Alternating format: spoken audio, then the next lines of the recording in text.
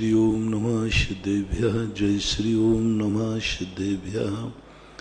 सर्वमंगलमांगल्यं सर्वकल्याणकारकं प्रधानं सर्वधर्माणां जैनं जयतु शासनं।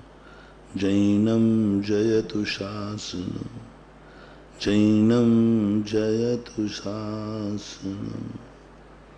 पंच परमेष्टि भगवान की जय। आचार्य श्री गुरुवर कुंद कुंद महाराज की जय। आचार्य श्री गुरुवर विद्यासागर जी महाराज की जय। परम पूज्य मुनिवर श्री सुधा सागर जी महाराज की जय।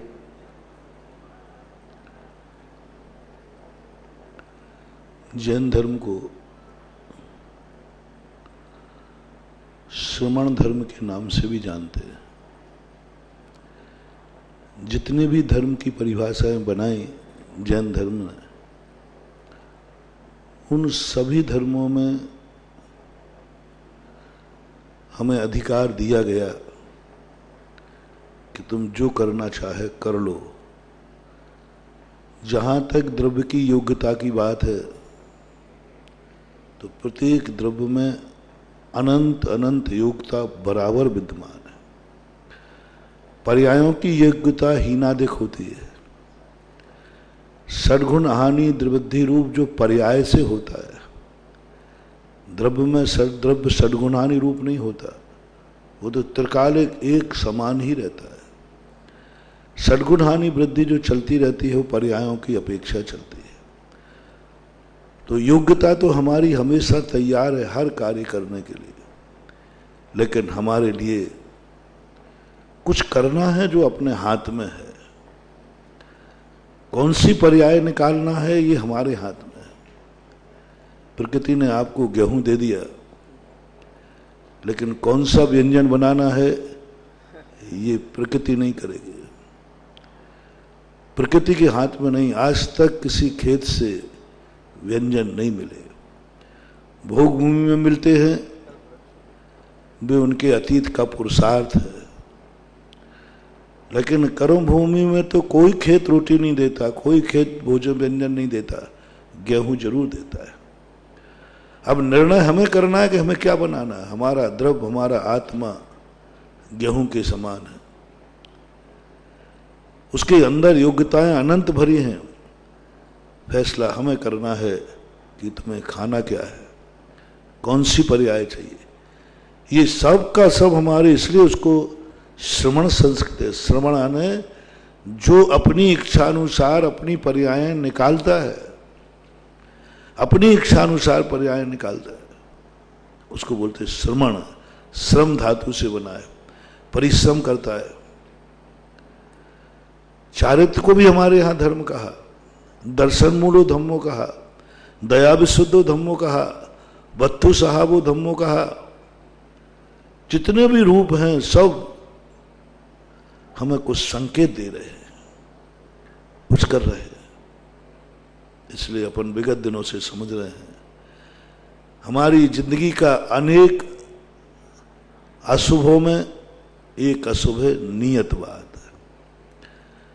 किसी कार्य करने के प्रारंभ में यदि आपके मन में कल कहा था, ये भाव आ गया कि जो होना है सो निश्चित है, आपका अमंगल हो गया, अशुभ हो गया, अब आपके कार्य की सिद्धि नहीं होगी। आप कभी करके देखना, बहुत जोश में जा रहे हो, बहुत जोश में जा रहे हो, और तुरंत तुम्हारे मन में आ जाए जो होना है सुनिश्चित है, आपके पैर ढीले पड़ जाएंगे। एक विद्यार्थी के लिए आप 6 महीने तक, मेरिट लिस्टेड विद्यार्थी है, गोल्ड मेडल लिस्टेड है, लेकिन यदि 6 महीने उसकी मेमोरी भर दिया है, जो होना है निश्चित है, जो होना नियत है, उस साल वो पास भी हो जाए तो बहुत बड़ी बात समझना। वो पढ़ेगा ही नहीं, पढ़ ही नहीं सकता, डिप्रेशन में चला जाएगा, हतोत्साहित हो जाएगा। बोले क्या पढ़ना, लोग कहें पढ़ो, बोले कुछ नहीं, सब नियत है, जो होना है वो निश्चित है, वो फेल हो जाएगा। आज किसी, जितनी मैंने कल कहा था, नियतवादी लोग संयम क्यों नहीं ले पा रहे? क्योंकि वो कहना जो होना है सुनिश्चित, जिस दिन हमारी पर्याय आएगी हो जाएगी। परमार्थ मार्ग में लगा रहे हो, संसार मार्ग में तो पुरुषार्थ करते। संसार मार्ग में, व्यापार में, धंधे में, कसायों में, राग देशों में, सब में पुरुषार्थ करते। जैसे धर्म के आचरण की बात आएगी तो नियत बात पे टाल देते। महानुभाव, सबसे ज्यादा जिंदगी में सबसे पहले किसी कार्य करते समय यदि कोई अशुभ है, अमंगल है, तो नियत बात का विचार। अपशकुन की बात नहीं कर रहा हूं, पहला अपशकुन हो गया, पहला तुम्हारे फेल होने का निर्णय हो गया, क्योंकि तुमने सब कुछ नियत के ऊपर टाल दिया। ये विचार कभी मत आने देना।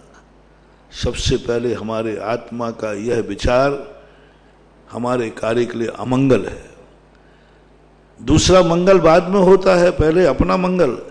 दूसरा मंगल बाद में होता है, पहले स्वयं मंगल। ये विचार यदि तुम्हारे मन में आ गया, अमंगल हो गया। दूसरा कल कहा था, किसी कार्य को करते समय यदि भाग्य की बात ध्यान में आ गई और दूसरे के ऊपर भरोसा हो गया, यह काम हमारा फलाना व्यक्ति करेगा, मैं तो नहीं कर पाऊंगा, दूसरे के अधीन है, ये दूसरा अमंगल हो गया आपके। क्योंकि आपने अपनी जिंदगी का भागडोर किसी दूसरे को सौंप दी। वो भगवान भी हो सकता है। यदि कार्य करते समय आपको ये बात आ गई कि नहीं, यह कार्य भगवान भरोसे है, भगवान ही करेगा, तो महानुभाव आपका अमंगल हो गया, अशुभ हो गया। आप अब सफलता की गुंजाइश मत करना। महाराज भगवान भरोसे, तो भगवान तो बहुत पवित्र नहीं, हर कार्य के लिए पवित्र नहीं। भगवान के भरोसे होना ये भगवान का सबसे बड़ा अपमान है, और भगवान भरोसे होना अपनी जिंदगी का सबसे बड़ा अमंगल है, सबसे बड़ा अशुभ है। नियतवाद के सवाल, बहुत सारे लोग भगवान के भरोसे रहते, जो होना है वही होगा, जो भगवान चाहेगा। इसको शुभ मत मानना महानुभाव। ये विचारधारा बहुत अशुभ है, इससे ऊपर उठो। किसी के भी भरोसे, चाहे गुरु के भरोसे हो, चाहे माँ बाप के भरोसे हो। मैंने कल कितना विस्तार से समझाया था। एक बेटा माँ बाप के भरोसे रहता है, उसकी जिंदगी बर्बाद हो जाती, वो कभी पढ़ नहीं पाता, क्योंकि उसको मालूम है कि मेरा तो सब कुछ माँ बाप के भरोसे। कभी माँ बाप से जन्म लेना, लेकिन अपनी जिंदगी का भरोसा माँ बाप के ऊपर मत ढालना। माँ बाप के भरोसे पर मत रहना। कभी भूल कर परिणाम नहीं करना कि मुझे कभी माँ बाप का भी सहारा लेना पड़ेगा। लेना, लेते आए हैं, ले रहे हैं, लेकिन मन में विचार नहीं आना। और ऐसा भी भाव करो, भगवान से प्रार्थना किया करो, हे भगवान मेरी जिंदगी में और कुछ नहीं चाहिए, बस मुझे किसी से सहारा न लेना पड़े।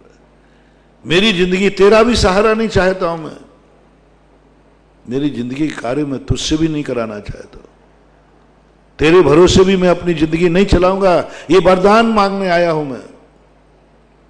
दुनिया के लोग तो भगवान और गुरुओं के पास ले जाते हैं कि हे भगवान मैं सारी जिंदगी तुम्हारे भरोसे छोड़ता हूं। लोगों ने समर्पण की और भक्ति की ये परिभाषा मान ली, गुरु के भरोसे छोड़ दिया। नहीं, सच्ची भक्ति वह है जो भगवान से कहे भगवान आज की भक्ति का फल चाहता हूं, मुझे तेरा भी सहारा न लेना पड़े। हर संकट में मैं खुद उससे जूझूं, तेरा सहारा ने या नाम न लेना पड़े। हर अच्छाई को मैं प्राप्त करूं, तेरा सहारा न लेना पड़े। ये दो चीजें कभी भगवान से मांगना, कभी प्रयास करना, भगवान बस एक आशीर्वाद आज चाहिए भक्ति का फल, कि मुझे कभी किसी का सहारा नहीं लेना पड़े, यहां तक कि तेरा भी। तेरा नाम मैं अपाहिज होकर के नहीं पढ़ना चाहता, तेरा नाम मैं संकट में पढ़ के नहीं जानता, तेरा नाम तो मेरा है हर खुशी में और मेरा स्वभाव है। मजबूर होकर तेरा नाम नहीं लूं, मजबूर होकर तेरी शरण में नहीं आऊं, आऊं तो स्वभाव मान के आऊं कि प्रभु की शरण लेना मेरा स्वभाव है, ना कोई इच्छा है और ना कोई संकट को हटाना है। इच्छा पूर्ति के लिए मैं तेरे दरवाजे नहीं आऊं, मेरे में जितनी इच्छाएं हों भगवान वो मैं स्वयं पूरी करूं, कभी तेरे सामने भी हाथ ना फैलाना पड़े। मैं किसी के भरोसे नहीं रहना चाहता, गुरु के भरोसे भी नहीं, भगवान माता किसी के भरोसे नहीं, मैं अपने पैरों पर खड़े होना चाहता। जैन दर्शन का ये सबसे बड़ी चीज, इसलिए कल हमने कहा था भाग के भरोसे, किसी दूसरों के भरोसे अपनी जिंदगी को छोड़ना तुम्हारी जिंदगी का अपशगुन है, अमंगल है, तुम कभी सफल प्राप्त नहीं पाओगे। तो यहीं पर हमने कर्म पुरुषन को छोड़ा था और ये भी कह के छोड़ा था और आपने सहमति दी थी कि ऐसा महाराज जी मैंने आपकी दोनों बातें स्वीकार कर ली, दोनों बातें स्वीकार कर ली, मेरा काम हो, मैंने मान लिया आपकी बात। आज के बाद मैं नियत बात को स्वीकार नहीं करूंगा। जो समय जैसा होना है इसको मैंने अपनी जिंदगी से निकाल दिया और खास तौर से जिस समय मैं कार्य प्रारंभ करूंगा या कार्य करूंगा उस समय तो इसका ध्यान भी नहीं करूंगा। हाँ, कार्य होने के बाद जरूर नियत बात को लाऊंगा, कार्य होने के बाद भी भाग्यवाद को लाऊंगा, कार्य सफल होने के बाद जरूर कहूंगा ये सब भगवान ने किया है, कहूंगा ये सब माँ बाप ने किया, गुरु ने किया। लेकिन कार्य करते समय कोई नहीं आएगा, ना भगवान आएगा, ना गुरु आएगा, ना कुछ आएगा। महाराज ये बात आपकी हम स्वीकार करते हैं, अपन स्वीकार कर लेते, ऐसी बात नहीं।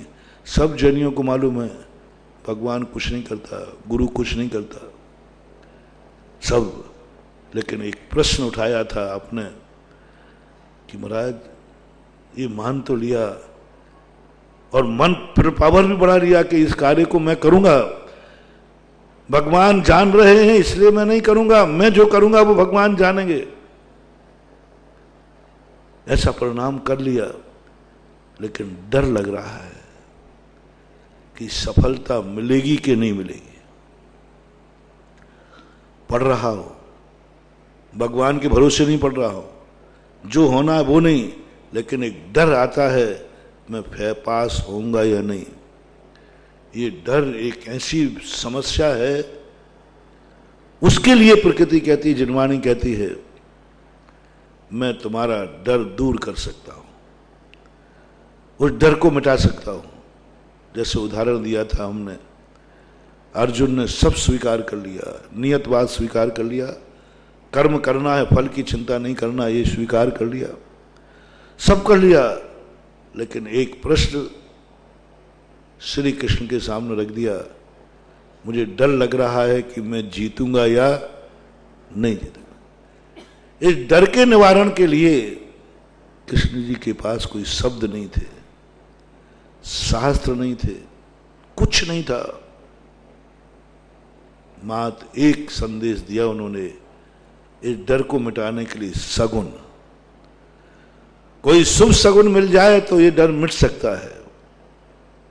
और परसों सुनाया था कि सामने आने वाले मुनिराज को देखकर कृष्ण जी से अर्जुन से कहा, देखो डर को दूर करो, सगुन सामने आ रहा है, तुम्हारी विजय निश्चित है। यानी कृष्ण जी ने उसका डर, अर्जुन का डर उपदेशों से नहीं मिटाया, सगुन से मिटाया। इसी प्रकार मैं 3-4 दिनों के अंदर आप लोगों को हर कार्य करते समय डर लगता है, हर कार्य करते समय जो कार्य आप करते हो उसका डर लगता है। परिवार में आप सोते हो तो डर लगता है, आप खाते हैं तो डर लगता है, आप परिवार के लोगों से डरते हैं, माँ बाप बेटे से डरता है, बेटा माँ बाप से डरता है, आप बच्चों की शादी करते समय डरते हैं, बच्चों को पढ़ाने को भेजते हो तब आप डरते हो। आपके डर कितने कारणों से होते हैं। दिन भर में 24 घंटे में ऐसा कौन सा कार्य है जिसमें तुम डरते नहीं हो? मुझे तो नहीं दिखता है कोई तुम्हारे पास कार्य है। हर कार्य में डर लगता है, भय लगता है। अब इसको मिटाने का एक तरीका है कि तुम जिस कार्य को करने जा रहे हो उसका सगुन हो जाए,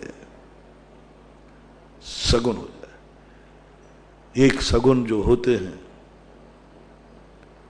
प्रकृति प्रदत्त होते हैं, कुदरत से होते हैं, अनायास होते हैं। एक सगुन वो है जो हमारे हाथ में है, हम अपने अंदर जब चाहें तब वो सगुन हो सकता है। एक सगुन तो वो जो प्रकृति से भरा कलश कोई निकल के निकल जाए कुदरत से, कोई नौला सामने से निकल जाए कुदरत से, कोई गाय दूध पिलाते हुए मिल जाए कुदरत से, कोई राजा हाथी गज आदि आ जाए कुदरत से। ये सब कुदरती है, तुम्हारे हाथ में नहीं है। लेकिन डर तो कुदरती नहीं है ना, डर तो कभी कभी नहीं आता, हमेशा बना रहता है। कैसे करें, भरा कलश कहां से लाऊं, कोई पनिहारन आ जाए तो कुदरत से आ जाए। क्या जब तक पनिहारन आने से नहीं निकले तो गाड़ी चलेगी नहीं? क्योंकि हमने कह दिया कोई कार्य करने के पहले, अब एक ही बात है सगुन। कितनी गाड़ियां चलती हैं दिन भर में और कितनों के सामने भरा कलश निकलता है एक हाथ कुदरत से, कितनों के सामने नौला गुजरता है, कितने के सामने हाथी गुजरता है, लेकिन फिर भी कार्य सफल हो जाते। एक सगुन जो तुम्हें दे रहा हूं विगत 2 दिनों से 3 दिनों से, वो सगुन अपने पास है, अपने पास है। हम चाहें तो वो सगुन 24 घंटे रख सकते हैं। बस वही सगुन जो अपनी तरफ से उत्पन्न होगा, अपन को पैदा करना है, अपने पास रखना है। तुम किस संकट से दूर होना चाहते हो, तुम किस बुराई से दूर होना चाहते हो, तुम कौन सी अच्छाई चाहते हो, पहले फैसला करो, फैसला करो। सबसे पहले जो मैं बार बार कहता हूं, सम्यक दर्शन प्राप्त करने के पहले क्षयोप समलब्धि बनाओ। और क्षयोप समलब्धि बनाने का अर्थ कुछ नहीं। बहुत दिन पहले हमने एक बात कही थी, बहुत दिन, शायद महीना भर हो गया, एक होमवर्क दिया था तुम्हें। पहला कार्य, तुम्हारी जिंदगी में बुराइयां कितनी हैं, कितनी बुराइयां हैं जिसको तुम बुरा मानते हो, तुम्हारी आत्मा बुरा मानती है, जिनसे तुम परेशान हो। पहले निर्णय करना।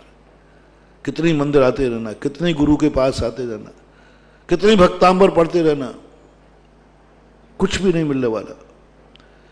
पहले फैसला तो करो कि तुम्हारे लिए बुराइयां क्या क्या हैं, कौन कौन सी बुराइयां तुम्हारे जीवन में हैं जिनसे तुम परेशान हो, जिनसे तुम परेशान हो, जो तुम्हें लगता है कि ये जीवन में बहुत बड़ी बुराई है। मैंने कहा था, अपनी बुराइयां, अपनी गंदगी, ओहो, गुरु से साफ मत कराओ। मैं सदा कहता हूं, अपने जो बड़े होते हैं उनसे अपनी गंदगी साफ नहीं कराना। वे पूज्य है, वो जमादार नहीं है। गंदगी साफ करने वाला बड़ा नहीं होता, ऊंच नहीं होता, बहुत ऊंचा नहीं मानते गंदगी साफ करने वाले को लोक व्यवहार में। तुम्हारे गुरु कौन है? ऊंचे हैं कि नीचे हैं? उच्च मानते हो कि नीच मानते हो? उच्च मानते। फिर उनसे गंदगी साफ नहीं कराना। बहुत बड़ा सोच। जैन दर्शन ने ये कुदरत से कहां से निकाला? मैंने सारी दुनिया में यही पढ़ा है, गुरु खोट निकालते हैं, गुरु हमारी बुराइयां निकालते हैं, गुरु हमारी गंदगी निकालते हैं, हमारे गंदे विचारों को साफ करते हैं, हमारे जीवन को पवित्र कर देते हैं। लेकिन जब मैंने लब्धि सार पढ़ा तो उन्होंने गुरु को प्रारंभ में नहीं रखकर के 30 नंबर पर रखा। उन्होंने कहा नहीं, तुम अपने गुरु तुम्हारे पूज्य हैं कि अपूज्य हैं? बोले पूज्य, बड़े हैं। बड़ों से गंदगी साफ नहीं कराई जाती। आपकी गंदगी हो सके तो बड़ों की गंदगी साफ करना। बच्चे की गंदगी माँ साफ करती है, पिता साफ कर देता है। ये अबोध है, अज्ञानी है, असमर्थ है। 3 कारण है, अज्ञानी है, अबोध है, असमर्थ है। उसको पता नहीं कि मेरे पूजनी माँ हैं, उसको पता नहीं ये पूजनी पिता हैं, उसे पता नहीं, इसलिए वो साफ करा देता, उसको कोई विकल्प ही नहीं आता। गोदी में गंदगी कर देता, कोई विकल्प नहीं आता। लेकिन बड़ा होने के बाद यदि आपकी गंदगी माँ बाप साफ करते हैं तो नीति कहती है ये निंदनीय है। माँ बाप की गंदगी साफ करोगे तो धर्म है। एक बार बहुत विस्तार से मैंने दिया था। बड़े होने के बाद, शादी होने के बाद अपनी जिंदगी के कपड़े कभी माँ पिता से मत धुलवाना, माँ से मत धुलवाना। बड़े होने के बाद माँ बाप के कपड़े तुम धोना ये धर्म है, और माँ बाप से कपड़े धुलवाना अधर्म है। और तुम लोग बहुत अधर्म करते हो। बड़े होने के बाद माँ को रोटी बना के खिलाना, माँ की बनी हुई रोटी मत खाना। अब तुम बड़े हो गए हो, तुम समझने लगे हो माँ पूजनी है, तुम अब माँ के पैर पड़ने लगे हो। बचपन में तो तुम माँ को लात भी मार देते थे, वो दूध पिलाती थी, तुम लात मार देते। अब तुम 8 साल के हो गए, बड़े हो गए, अब तुम माँ के पैर छुए हैं तुमने। जिस माँ के पैर छुए हो, जिसके संबंध में तुम्हें ये मालूम हो गया हो कि मेरी ये माँ पूजनी है, जैसे ही माँ को पूजनी का एहसास हो तुम्हारे लिए, बेटे की बात कर रहा हूं, तुम्हें जैसी अनुभूति में आ जाए ये मेरा गार्जियन है, ये मेरा पूजनी है, ये मेरा वंदनी है, बस वहीं तुरंत निर्णय लेना है इस व्यक्ति से मैं अपनी अब सेवा नहीं कराऊंगा। बस उसी दिन नियम लेना। 8 वर्ष अंतर मुहूर्त के बाद सबसे जो उत्कृष्ट बालक होगा वो 8 वर्ष के बाद नियम ले लेगा। यदि यहां चूक गया तो 18वें साल में तो नियम लेना ही है। 18वें साल में नियम लेते ही वो नियम ले लेगा कि अब मैं जवान हो गया, बालिक हो गया, अब मैं अपनी गंदगी अपनी कोई भी माँ बाप से साफ नहीं कराऊं। यदि यहां भी चूकता है तो शादी होने के बाद तो मार्शल लॉ लागू है। अब यदि एक दिन भी तेरे माँ ने कपड़े तेरे धो दिए, अब तो तेरी पत्नी भी आ गई ना। एक दिन में माँ ने तेरे लिए रोटी बनाने के लिए तेरे लिए बैठना पड़ा, अब तेरी जिंदगी बर्बाद हो जाएगी। अब नहीं, अब नहीं। अब माँ को रोटी बना के खिलाना है, माँ तुम्हें नहीं खिलाएगी। माँ के कपड़े धोना है, माँ तेरे कपड़े नहीं धोगी। और तुम तो ऐसे चले आते हो जैसे तुम्हारी माँ कोई नौकरानी हो। माँ मेरे कपड़े नहीं धुले। बीवी से नहीं बोलेंगे। हाँ, कई छोकरों को देखा शादी होने के बाद उनकी हिम्मत नहीं, पत्नी ने मेरे कपड़े, वो मम्मी को चिल्लाता है, मम्मी मेरे कपड़े नहीं धुले। अरे भाई उससे बोलना। उससे नहीं बोल सकता हूं, नहीं तो वो तो निपटा देगी। कितनी बड़ी बात है। सबसे बड़ा जिंदगी का विनाशकारी शब्द, मां मेरे कपड़ों पर प्रेस नहीं हुआ, मां मुझे पानी दो, मां मुझे रोटी दो। ये तुम्हारे अनाथ होने के लक्षण हैं, ये तुम्हारे पशु गति में जाने के लक्षण हैं। जब तुम बड़े हो जाओ, विवाह हो जाए, उस समय घर में आते ही मत कहना मां पानी दो। आके ही मां को 1 गिलास भर के पानी दे देना। ये मत मांगो मां रोटी दो, थाली लगा के मां के सामने रोटी बेल के खिला देना। कपड़े मत मांगो, मां के कपड़े पड़े हों तो उनको धो लेना। मैं तो अपने भक्त के हर बालक से कहता हूं, जब शादी तुम करो तो जो बातें तुम करते हो वो मैं सुनना भी नहीं चाहता, मेरी रुचि भी नहीं है। लेकिन अपनी मंगेतर से मेरी तरफ से कुछ 2-4 बातें करवा लेना कि देखो मैं उस गुरु का चेला हूं जिस गुरु ने मुझे संस्कार दिया है कि मैं अपने पूजनीय व्यक्तियों से कभी अपना काम सेवा नहीं कराऊंगा और सदा पूजनी की सेवा करूंगा। पूजनी से काम कराना, बड़ों को नौकर बनाना है, और पूजनी की सेवा करना बैयावृत्ति है और वज्र सब नाराज संगन के बंद का कारण है। जब जब तुम्हारे मां बड़े होने के बाद कपड़े धोएगी, तुम्हें वो पाप लगेगा कि तुमने एक मां को नौकरानी बना लिया। अब तुम्हारे जीवन में अनाथ होने का लक्षण बन गया, तुमने मां को नौकरानी बनाया, मां से गंदगी साफ कराई, मां से कपड़े धुलवाए। नहीं महान हुआ। और जैसे तुम मां के धोगे, तुम ऐसे सनाथ बनोगे कि तुम्हारे कंधे पर कभी मां बाप की भी अर्थी नहीं निकलेगी। मां बाप की अर्थी तुम्हारे कंधे पर नहीं लगी। मां बाप जब तक नहीं मरेंगे, जब तक तुम दीक्षा नहीं लोगे। हां, तीर्थंकरों के मां बाप नहीं मरते उनके सामने, क्योंकि उन्होंने पूर्व भाव में यही नियम लिया, मैं अपना कोई भी सेवा पूजनी मां से नहीं कराऊंगा। और जो बालक अवस्था में करा ली है, वो प्रायश्चित करता है, पश्चाताप करता है, मैं कितना मूर्ख, अज्ञानी, अबोध था, जो मेरी गंदगी पूजनी मां ने साफ की। चलो, वो तो अबोध में चली गई, वो तो बालक अवस्था में चली गई, अब तो तुम बड़े हो, अब तो तुम बहुत बड़े हो, विवाह हो चुका है। इसके बाद सारे भारत के बच्चों को ये नियम लेना है, हमारा कोई कार्य मां नहीं करेगी। झगड़े से नहीं, कसाय भाव से नहीं, एक भाव से। मां धोएगी, वो तो अभी भी प्यार करती है। मां तुझे बना के देगी तो मां से हाथ जोड़ के करना, मां आप मेरी पूजनी हैं। और हमारे गुरु ने कहा है, पूजनी व्यक्ति की सेवा की जाती है, पूजनी से सेवा कराई नहीं जाती। तुम तो वही ध्यान रखना, मुनिराज को आहार कराना धर्म है या मुनिराज से हाथ से आहार करना धर्म है। तुम तो इतने दिन से भोजन करा रहे हो, एक आध महाराज जी आप भी बना के खिलाओ ना हम लोगों को, है ना। आत्मा गवाह देगी, खा लोगे, बर्बाद हो जाओगे।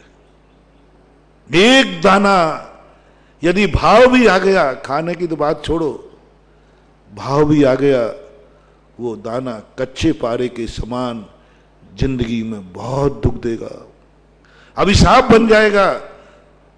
और वही दाना तुम अंजलि भर भर के महीनों सालों से महाराज को खिलाते हो, तुम्हारी जिंदगी का ऐसा मंगल होता है, धन्य धन्य हो जाते हो। एक दाना महाराज से खाना और जिंदगी भर महाराज को खिलाना, वो दान है, ये अधर्म है। ये तो उदाहरण दे रहा हूं। ऐसे मां बाप के यहां बड़े होने के बाद नहीं, पूजनी सब एक होते हैं। गृहस्थ की दृष्टि से बता रहा हूं, धर्म की दृष्टि से नहीं।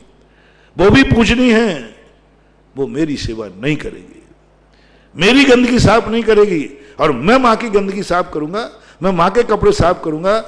मेरी पत्नी है, मैं है, दोनों से शादी के पहले ये बात कह लेना, बस इस घर में आने के बाद हमारी पूजनी मां है, पूजनी दादी है, पूजनी जो भी आपके बड़े होते हैं, इन सब की सेवा करना पड़ेगी। इनकी सेवा हम आपके आते ही, मेरे कपड़े मां नहीं धोएगी, मेरे प्रेस मां नहीं करेगी, कुछ भी नहीं करेगी, और सब कुछ मैं करूंगा। तुम नहीं करोगी तो मैं करूंगा, लेकिन मां को तो नहीं करने दूंगा। जिस बालक ने ऐसा संकल्प लिया, उस बालक को मैं वरदान दे रहा हूं कि एक भाव उसका ऐसा आएगा जो अपने मां बाप को भी मृत्यु का मुख नहीं देख पाएगा, पूरी जिंदगी भर सनाथ रहेगा, मां बाप की छाया रहेगी। कभी नहीं होगा कि मेरे मां बाप मर गए, उसके घर में तो कभी अर्थी निकलती ही नहीं है। इतना बड़ा पुण्य बन गया। और यदि करा लिया तो ध्यान रखना, या तो पशुओं में जन्म लोगे या अनाथ बनोगे। सबसे ज्यादा पशुओं में तो वो जन्मते हैं जो माँ बाप से सेवा तो करा लेते हैं, लेकिन माँ बाप की सेवा नहीं करते। जब वो बड़े हो जाते हैं तो माँ बाप से, परिवार से, बड़ों से अलग हो जाते हैं। ऐसे लोग नियम से पशु बनते हैं, क्योंकि ये लक्षण किसका है? पशु का। पशु क्या करता है? जन्म लेता है मां से, मां का दूध पीता है, मां से अपनी जिंदगी की रक्षा कराता है, बड़ा हो जाता है और मां बाप को छोड़ देता है, भूल जाता है। पशुओं को आप देखना है, पशु पक्षी चिड़िया माँ बाप से कितनी सेवा करते, कितनी सेवा करता है। बंदर बच्चे को छाती से लगा के रखता है, पक्षी भूखा रहकर अंडों को सेता है, गाय सूकर के देखो अपने बच्चों को कैसे पालते हैं, और वही बच्चा बड़ा होकर के माँ बाप को छोड़ देता है। ये कौन है? ये कौन है जो पशुओं में जन्म लिया? ये वो ही हैं जिन्होंने जन्म तो माँ बाप से लिया, पाला माँ बाप ने, जवान माँ बाप में हुए, और जवान होने के बाद माँ बाप को बुढ़ापे में असहाय छोड़कर अलग हो गए। ये मर करके बनते हैं कुत्ते, बिल्ली, पशु। पशु बनते हैं। जन्म तो सबका माँ बाप से ही होता है, पशु का भी और तुम्हारा भी। फर्क कितना है पशु और मानव में, कि मानव जिनसे जन्म लेता है उनके मरने के बाद अर्थी के चेटका को भी पूछता है। जहां माँ बाप का जलाते हैं ना, उस पर भी सम्मा जलाता है, उससे भी एक दीपक जला देता है, उसको भी पूछता है। और पशु कौन होता है? जो जीते जी अपने माँ बाप को छोड़ देता है। कभी ऐसी गलती मत करना महानुभाव, कभी नहीं करना, कभी नहीं करना। ये मान के करना, सबसे एग्रीमेंट कर लेना कि देखो उन्होंने मुझे 25 साल तक बड़ा किया है, 25 साल तक मुझे खिलाया है, मेरे कपड़े धोए हैं, मुझे सब कुछ किया है, बस कम से कम 25 का ब्याज लगा लूं। 25 साल का ब्याज कितना हो जाएगा? लगा लेना भैया, आप लोग लगा लेना। चलो महाराज कह रहा ब्याज माफ कर दो, मूल 25 साल तक तो कम से कम तुम मां को रोटी बना के खिलाना, 25 साल तक तो तुम मां की गंदगी साफ करना, 25 साल तक मां को उंगली पकड़ करके मंदिर ले जाना, 25 साल तक मां को अपनी गोदी में उठाना। कह दो, उम्मीद तो नहीं दिख रही है? जैसे तुझे बचपन में वर्ष वर्ष पालने में सुलाया, कम से कम साल भर ही मां को झूले में झुला दे। अब मेरे रहते हैं मां तू झूले में झूलेगी, जमीन पे नहीं, काम नहीं करेगी। झूला डलता था महान आत्माओं के घर में, बच्चों को झूला नहीं डलता, बड़ों को झूला डलता है। बच्चों को झूला डलना तो मजबूरी है, और बड़ों को झूला डलना धर्म है। जिस घर के बच्चे अपने बड़े बूढ़ों के लिए, हर घर में 2 झूले होना चाहिए।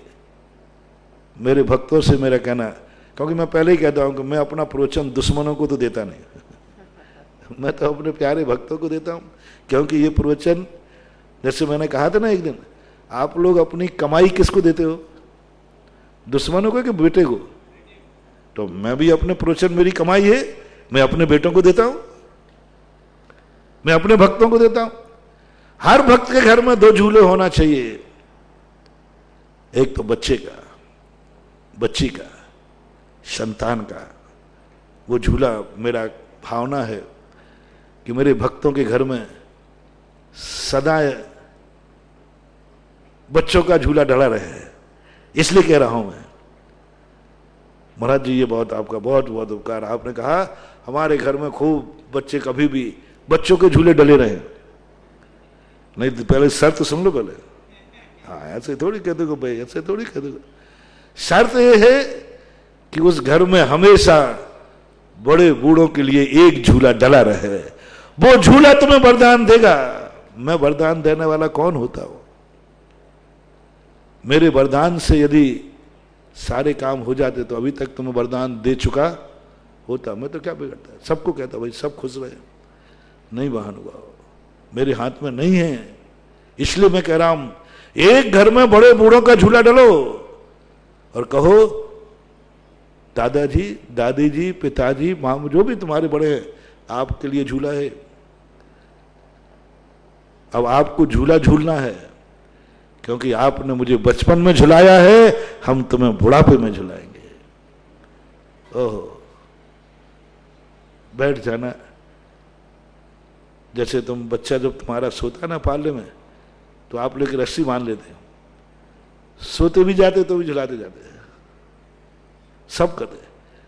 ऐसे ही कभी एक डोरी बांध देना, तुम काम भी करते जाना और मां का झूला भी झुलाते जाना।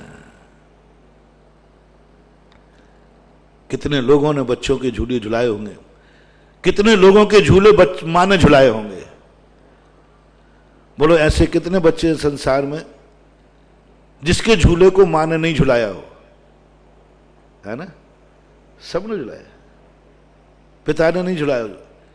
लेकिन कितने बच्चे हैं जिन्होंने माँ बाप का झूला झुलाया हो। मतलब झूले ही नहीं झुलाऊंगा क्या? होना चाहिए। ये आर्य पुत्रों का लक्षण है, ये आर्य पुत्रों की परिभाषा है, ये आर्य पुत्रों की पहचान है। कभी कोई उस घर में आवे, कभी मुनिराज घर में आवे, कभी देवता घर में आवे और देख कर कहे ये दो झूले क्यों डले?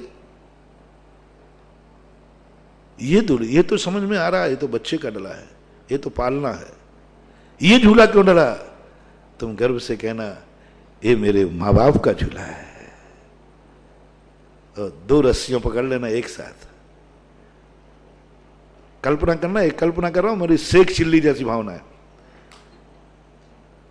शायद कहीं दो झूले, एक पर तुम्हारा बच्चा झूल रहा है और एक पर मम्मी पापा झूल रहे हैं। दोनों झूले यूं झुलाओ, ऐसी वीडियो हमें देखने कम मिलेगी। देख करके कहें ये है आर्य पुत्रों का घर, देवता भी कह जाए कि ये है आर्य पुत्र। दो झूले झूले एक साथ, एक और माँ बाप का झूला है, एक और बेटा बिटिया का झूला है, और दोनों झुला रहे हैं और बीच में बैठा है बालक। ये दोनों झूले बेटा तुम्हें ऐसा वरदान देंगे, ऐसा वरदान देंगे कि तुम्हारी कल्पना करना बहुत, इतना बड़ा वरदान मिलेगा। ये दोनों झूले देंगे, ये दोनों वारनाएं देंगे। क्योंकि आपने आज संसार में हर घर में बच्चों का झूला मिलता है, लेकिन अपने पूज्य पुरुषों का झूला घर में नहीं मिलता। होना चाहिए, मेरी भावना है, होना चाहिए, और उस पर बैठकर झुलाना चाहिए। कल्पना करो, जब तुम मां को झुला रहे होगे धीरे से, उसकी ये प्रकृति मां की इतनी दुआ मिलेगी, इतनी दुआ मिलेगी, उस दुआ को तुम 100 भाव तक भी खर्च करोगे तो खर्च पूरी होने वाली नहीं, अपरंपार पुण्य का बंद होगा। जब तुम्हारे जीवन में कभी ऐसा मौका आए, आज तुमने कपड़े मां के साफ करके, मां मैंने, पिताजी आपके कपड़े मैंने धो दिए, आप थाली लगा कर देते हो। कितने बच्चे हैं जिन्होंने कभी माँ बाप से थाली नहीं लगवाई हो, माँ बाप ने कभी रोटी बना के नहीं खिलाया हो, शायद कोई नहीं। लेकिन कितने बेटे हैं जिन्होंने थाली लगाकर कभी मम्मी को, पापा को अपने हाथ से एक गिलास खिलाया हो। कितने लोग, मान लो कितना बड़ा कर्जा है तुम्हारे ऊपर कि ऐसा एक भी बालक बालिका नहीं है जिसको माँ बाप ने कभी अपने हाथ से रोटी न खिलाई हो। लेकिन भारत में कितने लोग हैं जिनके लिए कभी भी कहो एक गिलास भी माँ के हाथ पे नहीं दिया हो, थाली लगा के आया हो कि माँ आज की थाली मैं लगाऊंगा और मैं खिलाऊंगा। माँ जब तुम्हें भोजन खिलाती है बचपन में, उसका आनंद कितना होता है।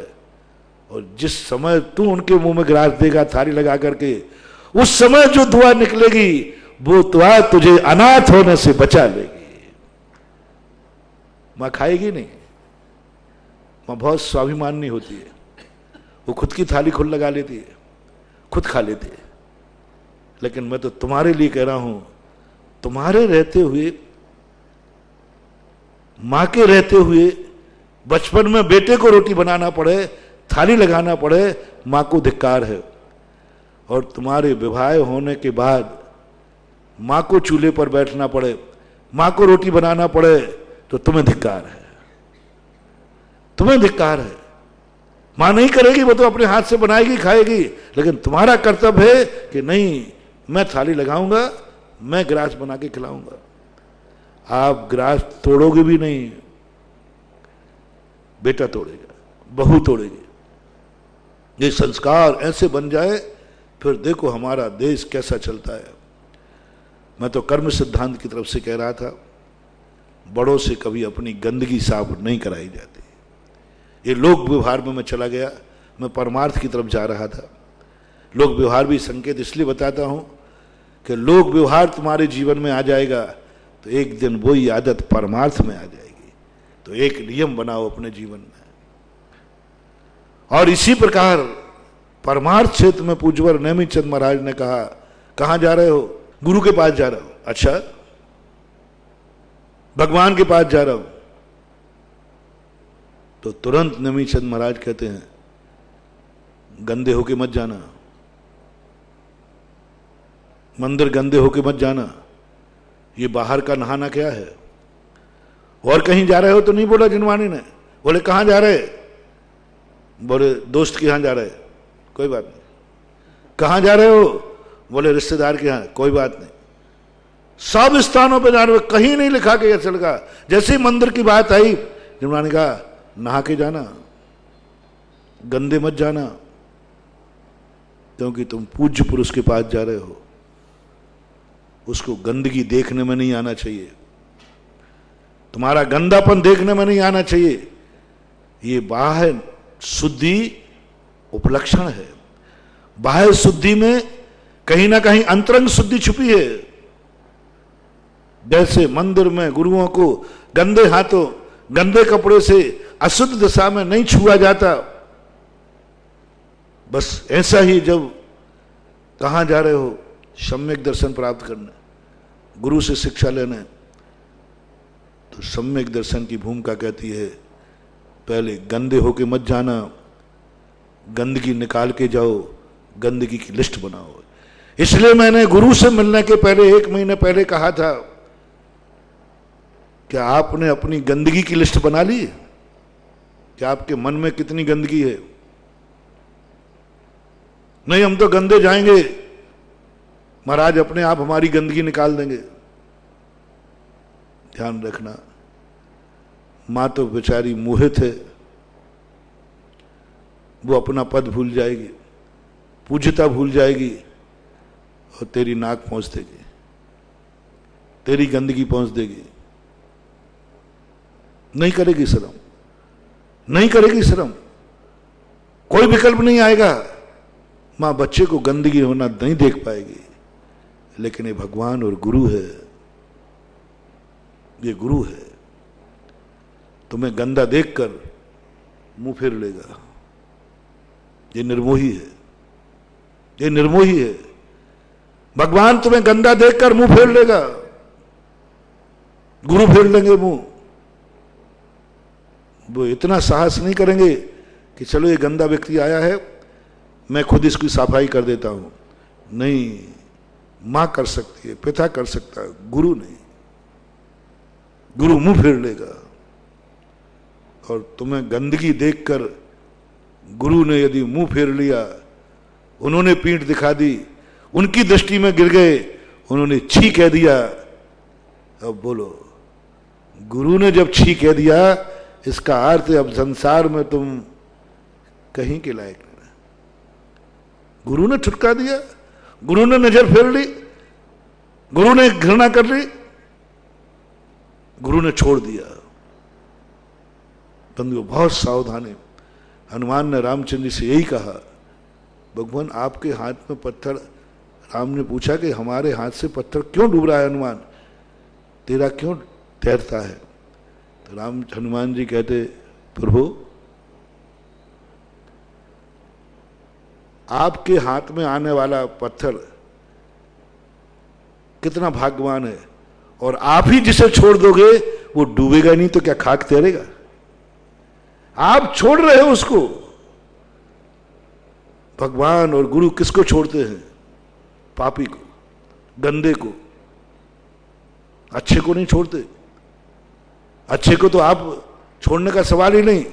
यानी ये पत्थर वो दुर्भागा है जिसको आपने छोड़ा है, इसका अर्थ ये पापी है, वो डूबेगा। गुरु ने तुम्हें छोड़ दिया, गुरु ने नजर फेर ली, गुरु ने छी कह दिया, कितना गंदा है, बंधु डूब जाओगे, डूब जाओगे। कोई भी निकालने वाला नहीं लगे, इतनी गहराई में डूबोगे। इसलिए जैन दर्शन कहता है गुरु को मां मत समझना, गुरु को पिता मत समझना कि वे तुम्हारी गंदगी साफ कर देंगे।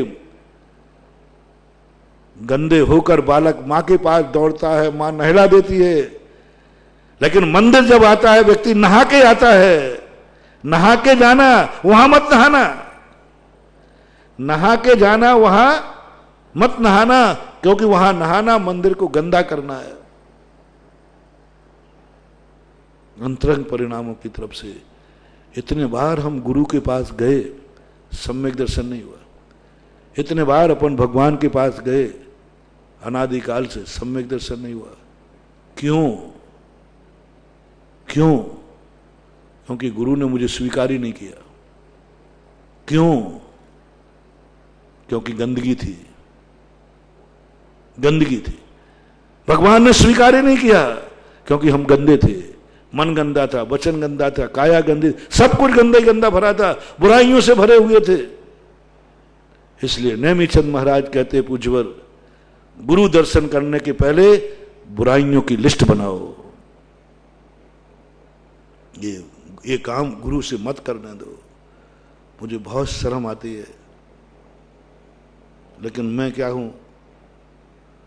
मैं पंचम काल का हूं, आधा गुरु हूं, आधी तुम्हारी मम्मी हूं। हाँ, इसलिए हमें मोक्ष नहीं मिलने वाला है। चौथे काल के महाराजों को तो मोक्ष हो जाता था क्योंकि वो पूरे महाराज होते थे। उनको कोई लेना देना नहीं है, कोई लेना देना नहीं है। वे तुरंत मुंह फेर लेते थे। वे कहते थे कुछ नहीं, मुझे इससे कोई लेना देना नहीं है। नहीं नहा के आया तो मैं नहाने वाला नहीं हूं, मैं इसकी तरफ देखूंगा भी नहीं। गंदे आदमी को देखना भी मेरे लिए पसंद नहीं, क्योंकि मैं अपनी आंख को गंदा नहीं करना चाहता। लेकिन हम क्या करें, पंचम काल में हैं, तुम्हारे बीच में रहते हैं, इसलिए आधे बैरागी हैं और आधे रागी हैं। तो फिर मैं बैठ जाता हूं तुम्हें नहाने के लिए, मैं बैठ जाता हूं नहाने के लिए। तुम गुटखा खाते हो, ये गंदगी है, मैं छुड़ाने बैठ जाता हूं। महावीर नहीं छुड़ाएंगे, महावीर 100 बार खा, मर मुझे क्या लेना देना। वो कभी नहीं छुड़ाए, मौन ले लेते हैं, मौन ले लेते हैं, क्योंकि वो पक्के मुनिराज हैं, पूर्ण गुरु हैं, उसी घाव में मोक्ष प्राप्त करेंगे। उन्होंने आज तक महावीर ने किसी का कुछ नहीं छुड़ाया, एक भी नियम महावीर ने किसी ने दिया नहीं। जो बड़े बड़े महाराज हुए, जो तुरंत मोक्षगामी हुए, उन्होंने किसी को कोई बुराई नहीं छुड़ाई, कोई किसी का नशा नहीं छुड़ाया, किसी को दीक्षा नहीं दी, कुछ नहीं। वो कहते मैं नहीं करूंगा अपने गंदे हाथ, मैं नहीं छुड़ाऊंगा गंदगी, मैं अपने प्रवचनों में गंदगी छुड़ाने का बात नहीं कहूंगा। 6 द्रव्य 7 तत्व 9 पदार्थों को शुरुआत किया प्रवचन। लेकिन हम लोग जैसे महाराज, थोड़ा तुम्हारे प्रति माता पिता का भाव आ जाता है कि नहीं बेचारा गुटखा खा रहा है, मर जाएगा बेचारा, मर जाएगा बेचारा, चलो छुड़ा देते हैं। ये गंदगी छुड़ाना है। बहुत बड़ा दोष हो कर रहा हूं, मैं खुद गंदा हो रहा हूं, तुम्हें कितना बड़ा दोष लगेगा वो बात बता रहा हूं। मैंने कहा रात्रि भोजन करता है, छुड़ा दो इसको। ये अभक्ष खाता है, शराब पीता है, छुड़ा दो इसको। ये मंदिर नहीं आता, नियम दे लो। ये सब गुरु का कार्य नहीं है, ये माता पिता का कार्य है। ये वीतरागता नहीं है, ये राग है। और हम लोगों में, पंचम काल के जीवों में, महाराजों में ये गुण आ गया। माता पिता का गुण आ गया, इसलिए मोक्ष के दरवाजे बंद कर दिए। तुम गंदगी छुड़ाने बैठ जाते हो। तुम मुनिराज हो, जगत पूज्य हो, साधु परमेष्ठी हो, 3 लोक के पूजनीय आप हो, और आप गंदगी साफ कर रहे हो भक्तों की। जो प्रारंभ में मैंने कहा था, पूज्य पुरुष कवि, और वो भी दूसरे की गंदगी। अपनी गंदगी साफ करना सेठ भी करता है। बहुत बड़ा समझना है इस बात को। अपनी खुद की गंदगी, जब टॉयलेट जाता है व्यक्ति तो स्वयं की गंदगी को अपने हाथ से साफ करता है, तो वो मेहतर तो नहीं हो जाएगा? सेठ ही रहेगा कि नहीं? हाँ, से महाराज महाराज ही रहेंगे, क्योंकि अपनी खुद की गंदगी साफ करना तो चलेगा, लेकिन दूसरे की गंदगी साफ करना, बोलो सेठगिरी है कि कुछ दूसरी गिरी है? दूसरे की गंदगी साफ करना नीचा स्तर, आना ही पड़ेगा। इसलिए हम तुम्हारी गंदगी जब साफ करते, मैं अपनी बुराइयां छोड़ता हूं तब तक तो ठीक बनता है, बुराई छोड़ना चाहिए, साधना है, तपस्या है। लेकिन जब मैं तुम्हारी बुराई छुड़ाता हूं, जिनवाणी तुरंत कहती है ऊंचे से नीचे आ जा। दूसरे की गंदगी साफ कर रहा है, दूसरे की बुराइयां त्याग करा रहा है। मैं आपसे कहना चाहता हूं, चलो मुनिराज तो करुणा और उसमें चले गए, लेकिन तुम्हारा क्या होगा? तुमने गंदगी मुनिराज से साफ कराई, गुरुराज से साफ कराई। वो तुम्हारी बुराई निकालेंगे, अपनी जिंदगी में नेमीचंद महाराज ने ये बात कहकर के बहुत बड़ा संकेत दिलाया, नहीं, गुरु महाराज गुटखा त्याग नहीं कराएंगे, गुटखा त्याग करके महाराज के पास जाएंगे। रात्रि भोजन महाराज त्याग नहीं कराएंगे, रात्रि भोजन त्याग करके महाराज के पास जाएंगे। शराब महाराज त्याग नहीं कराएंगे, त्याग करके महाराज के पास जाऊंगा। नहा के जाऊंगा, तन से भी नहा के जाऊंगा, मन से भी नहा के जाऊंगा, वचन से भी नहा के जाऊंगा, और बुरी आदतों को भी धो करके जाऊंगा। फिर देखो गुरु के पास पहुंचो, देखो क्या आनंद मिलता है। गुरु का भंडार, गुरु का अमृत, गुरु की वो निधि। आज पंचम काल में हम कुछ नहीं दे पा रहे तुम्हें, क्योंकि हम बुराइयां त्याग करने पूरी जिंदगी निकल जाती है। कटोरा गंदा है।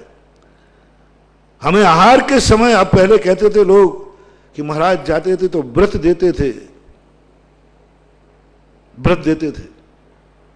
अब आज के महाराज तो व्रत क्या, शराबी छुड़ा देवे, गुटखा छुड़ा देवे। बुराइयां छुड़ाने में जो काम तुम्हारे माँ बाप को करना था, जो काम तुम्हें खुद करना था, वो काम साधु को करना पड़ रहा है, और वो भी जैन कुल के लिए। शास्त्रों में आज तक किसी महाराज ने जैनी के लिए कुछ त्याग नहीं कराया। हमने शास्त्र पढ़े, कोई जैनी हो, उच्च कुलीन हो, उसके लिए शराब आदि त्याग कराना पड़े हो, रात्रि भोजन त्याग कराना पड़ा हो, नहीं। जितने भी त्याग कराए शास्त्रों में निम्न कुल वालों के, ऐसे कुल वाले जिनकी आजीविका गंदी है, मातंग है, चांडाल है, धीवर है, त्रियंश है, इनको त्याग कराए। त्याग कराने की बात आई। रात्रि भोजन के नियम तो बहुत लोगों ने लिए। एक शास्त्र में रात्रि भोजन का त्याग एक महाराज ने सियार का कराया था। किसी मनुष्य का किसी महाराज ने रात्रि भोजन त्याग कराया, मुझे कोई भी आगम में ढूंढ के बतावे। महाराज ने त्याग लेना और त्याग कराना, सियार का तो कराया था, महाराज ने कराया था। उस सियार ने कहा था तू रात में मत खाना। किसी मनुष्य में जैनी का बताओ, किसी जैनी को किसी महाराज ने रात्रि भोजन त्याग कराया? जैनी को त्याग कराया। मैं कह रहा हूं तुम रात्रि भोजन त्याग करो। किसी जैनी को शराब का त्याग कराया, किसी जैनी को मांस का त्याग कराया, जैनी को कह रहा हूं, मांस का त्याग कराए हो तो मांस खाते हो, मांस का त्याग करो। अजैनों के तो कराए, धीवरों के तो कराए हैं, मछुआरों के तो कराए हैं, जैनी के नहीं कराए। और आज देखो, अभी तक जो नहीं हुआ था, हम महाराज लोगों को आज क्या करना पड़ता है? जैनियों के यहां चौके पे कहना पड़ता है रात में तो नहीं खाते, गुटखा तो नहीं खाते। अब ये कैसे कहो भगवान, एक कहने में शर्म आती है। अब ये बताऊं कि गोल गोल तो नहीं खाते भाई टालू, ये पूछना पड़ता है आजकल बड़े बड़े शहरों में। अंडे तो नहीं खाते, अब बताओ, अंडे का नाम लेना ही घी है, घृणा हो जाती है। और वहां पूछना पड़ता है, नहीं पूछे तो अनर्थ हो जाए, पूछे तो आफत। शराब का पूछे तो बड़ा पूछने में शर्म लगती है, इससे क्या पूछूं जैनी के यहां। कई बार धोखा हो जाता है, पीने वाले भी दे देते नहीं पूछे तो ये कलयुग की बलिहारी समय आपका हो गया। अपन इसको समझेंगे कि अपने जीवन में अशुभ कहां से हो रहा है और शुभ कहां से शुरू होता है। महावीर भगवान की जय।